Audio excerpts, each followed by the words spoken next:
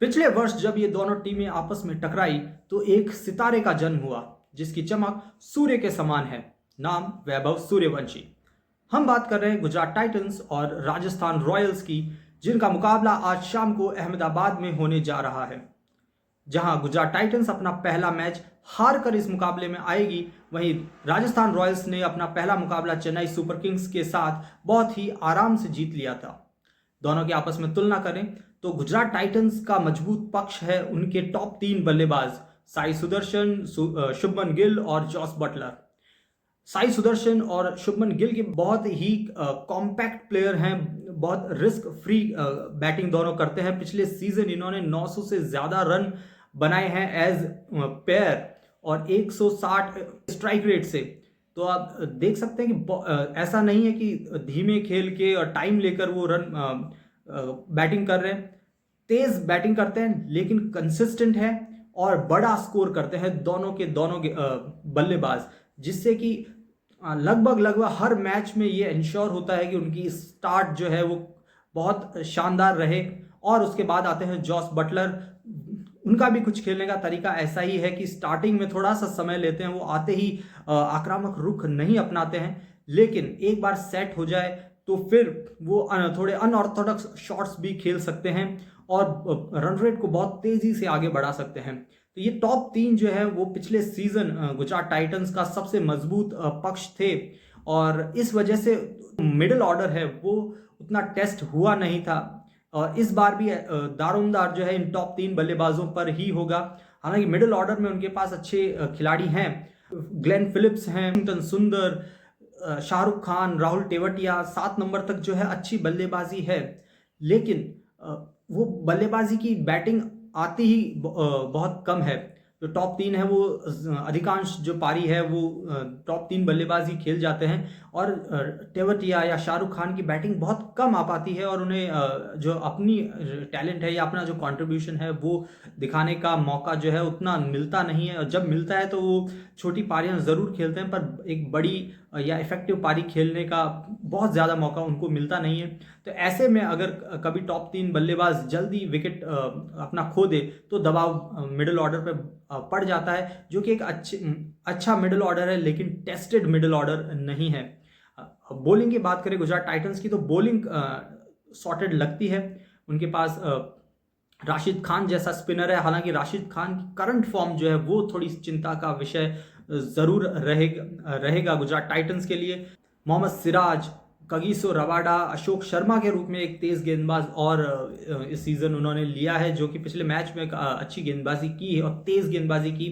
तो गेंदबाजी सॉर्टेड लगती है, उसमें ज़्यादा परेशानी नहीं मालूम पड़ती है गुजरात टाइटंस के लिए। फिर इम्पैक्ट प्लेयर की अगर बात आती है तो अगर स्पिन फ्रेंडली विकेट हुआ जहां पर गेंद थोड़ी रुक के आए, टर्न करे, तो उनके पास में बहुत ही बढ़िया विकल्प है लेफ्ट आर्म गेंदबाजी का आर साई किशोर। और अगर तेज गेंदबाजी को मदद मिलती है तो प्रसिद्ध कृष्णा जो है वो डायरेक्टली इम्पैक्ट प्लेयर के रूप में आ जाएंगे। इसके अलावा उनके पास में ईशांत शर्मा भी है, लेकिन अगर आवश्यकता होगी तेज गेंदबाज की तो प्रसिद्ध कृष्णा ही खेलते हुए नजर आएंगे। एक और जो थोड़ी कंसर्न की बात होगी गुजरात टाइटंस के लिए वो यह होगी कि मिडिल ऑर्डर में अगर कोई बल्लेबाज आउट ऑफ फॉर्म हो या इंजर्ड हो जाए तो ऐसे केस में बहुत ज़्यादा सब्सटीट्यूशन जो के लिए ऑप्शंस अवेलेबल गुजरात टाइटंस के पास नहीं है। गेंदबाजी जो है उसके ऑप्शंस बहुत सारे हैं स्क्वाड में। चेन्नई सुपर किंग्स की तरह ही थोड़ी सी सिचुएशन है उनकी कि बॉलिंग के बहुत ऑप्शंस है, बैटिंग के ऑप्शंस जो है लिमिटेड हैं। तो अगर कोई ऐसी सिचुएशन आ गई कि जहां पर 1-2 बल्लेबाज जो है आउट ऑफ फॉर्म हो जाए और उनको रिप्लेस करने की जरूरत पड़े तो बहुत ज़्यादा ऑप्शंस है नहीं।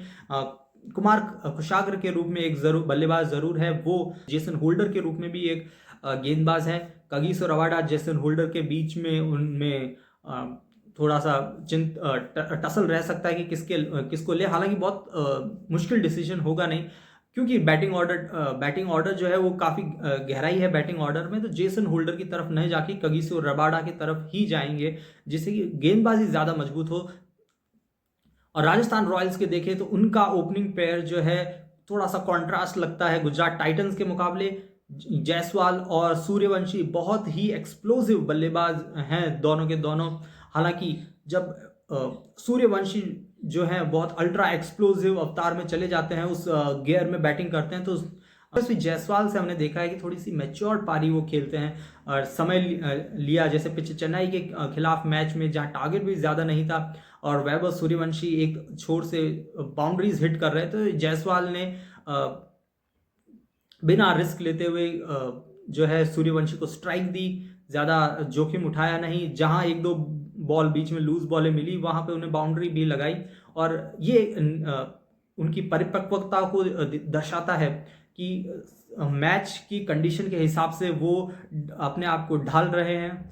और ऐसा नहीं है कि वो तेज खेल नहीं सकते। यशस्वी जायसवाल भी ऐसे खिलाड़ी है जो पहली गेंद से ही बहुत ही आक्रामक बल्लेबाजी कर सकते हैं, जैसी कल प्रियांश आर्या ने की या जैसी अभिषेक शर्मा करते हैं, वैसी बल्लेबाजी करने का पोटेंशियल यशस्वी जायसवाल में भी है। परंतु जब एक छोर से उतने तेजी से रन बन रहे हैं और रन रेट जो है 11-12 की रन रेट से पारी भाग रही है, तो यशस्वी जायसवाल थोड़ा काम रहकर बैटिंग करते हैं ताकि वो अपना कंट्रीब्यूशन अपनी पारी को लंबा कर सके और एक छोर जो है वो संभाले रखे। उसके बाद में भी राजस्थान रॉयल्स के पास में जो बल्लेबाजी है वो बहुत विस्फोटक बल्लेबाजी है। यंगस्टर्स हैं, ध्रुव जुरेल, रियान पराग, सिमरन हेटमायर हैं। उसके बाद में रविंद्र जडेजा का होना जो है वो कहीं ना कहीं एक ग्लू का काम करेगा मिडिल ऑर्डर में। अगर कभी शुरुआत में जल्दी विकेट गिर जाते हैं तो रविंद्र जडेजा की जिम्मेदारी होगी कि वो जो है संभल कर खेलें, एक छोर थाम के रखें। और उसके बाद में भी राजस्थान रॉयल्स के पास में फिनिश करने के लिए जो है डोनोवन फरेरा के रूप में एक ऑप्शन है। एक और ऑप्शन है दर्शन शानका के रूप में भी है। तो दोनों में से चाहे जिसे राजस्थान रॉयल्स खिला सकता है, शुरुआत वो डोनोवन फरेरा से ही करेंगे। पिछले साल जो है राजस्थान रॉयल्स की ये एक समस्या थी कि वो मैच पारी को सही ढंग से फिनिश नहीं कर पा रहे थे। हालांकि उनके पास में सिमरन हेटमायर या ध्रुव जुरेल थे, लेकिन कई मैचेस जो है वो बहुत क्लोज आकर हारे। बहुत बुरी तरह से वन साइडेड नहीं, बहुत नज़दीक के मैचेस थे जहां पर ध्रुव जुरेल या सिमरन हेटमायर कुछ मौकों पर उस मैच को फिनिश नहीं कर पाए। डोनोवन फरेरा के आने से ऐसा लगता है कि ये समस्या जो है वो सुलझ सकती है।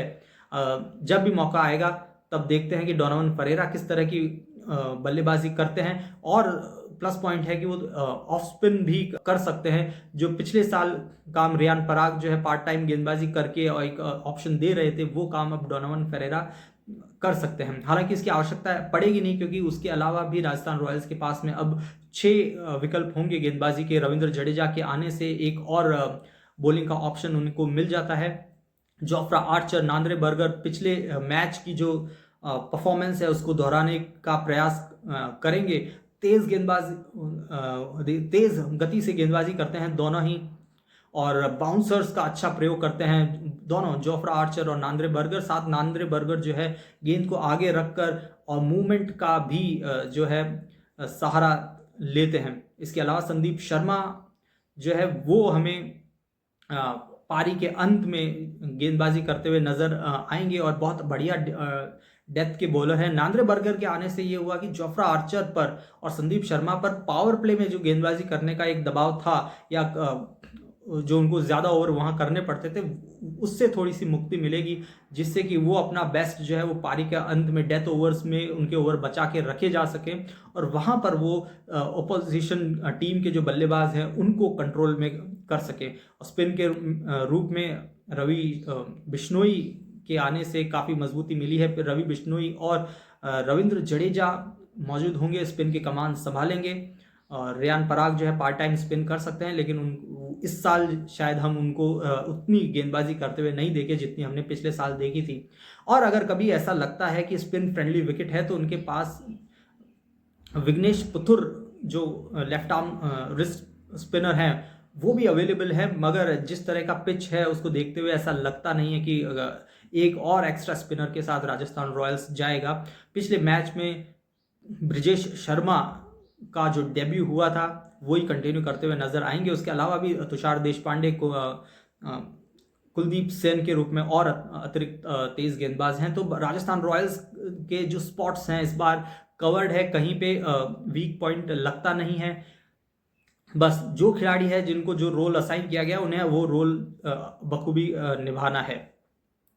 हम बात करेंगे कुछ प्लेयर्स के बारे में जैसा कि गुजरात टाइटंस के ओपनिंग पेयर के बारे में हम ऑलरेडी बात कर चुके हैं कि वो कंसिस्टेंट है, वो तेजी से रन भी बनाना जानते हैं लेकिन रिस्क फ्री क्रिकेट के साथ में। वहीं दूसरी ओर वैभव सूर्यवंशी की बात करें तो वो बहुत रिस्की क्रिकेट खेलते हैं, वो मौका देते हैं आपको। पिछले मैच में भी मैट हेनरी की गेंद पर उन्होंने पहली ही गेंद पर कैच उछाल दिया था, वो कैच लपकने में नाकामयाब रहे। लेकिन वैभव सूर्यवंशी का एटीट्यूड ऐसा है कि वो कैच छूटने के बाद भी उन्होंने अगली गेंद पर वही शॉट खेला और अगली गेंद पर छक्का मारने में कामयाब रहे। तो दो बहुत अलग तरह का ओपनिंग कॉम्बिनेशन है। हालांकि जायसवाल के होने से थोड़ी स्टेबिलिटी देखने को मिल सकती है टॉप ऑर्डर में, क्योंकि जायसवाल जो है वो सपोर्टिव रोल अदा करते हुए नजर आएंगे और एक अच्छा साइन है ये राजस्थान रॉयल्स की टीम के लिए। अब ये अहमदाबाद के ग्राउंड की बात करें तो हम आरसीबी का जो होम ग्राउंड है, चिन्नास्वामी स्टेडियम या वानखेड़े स्टेडियम या एसआरएच का जो हैदराबाद का मैदान है, उसके बारे में बात करते हैं कि वो बैटिंग फ्रेंडली विकेट है, बहुत बड़े स्कोर्स बनते हैं अक्सर दोनों ही पारियों में। लेकिन पिछले सीजन की बात करें तो सबसे ज्यादा बार 200 रन का जो स्कोर है वो अहमदाबाद के स्टेडियम पर बनाया गया था। हालांकि बहुत बड़े स्कोर नहीं बने, लेकिन सबसे ज्यादा बार जो 200 रन का स्कोर है वो इसी ग्राउंड पे हुआ था। तो यहां पर भी हम उम्मीद करेंगे कि एक बड़ा स्कोर देखने को मिले और दोनों ही टीमों के जो बल्लेबाज हैं वो खुलकर बैटिंग करें, बाउंड्रीज लगाएं और साथ में गेंदबाज भी जो है अपना रोल जो है अच्छे तरह से निभाए।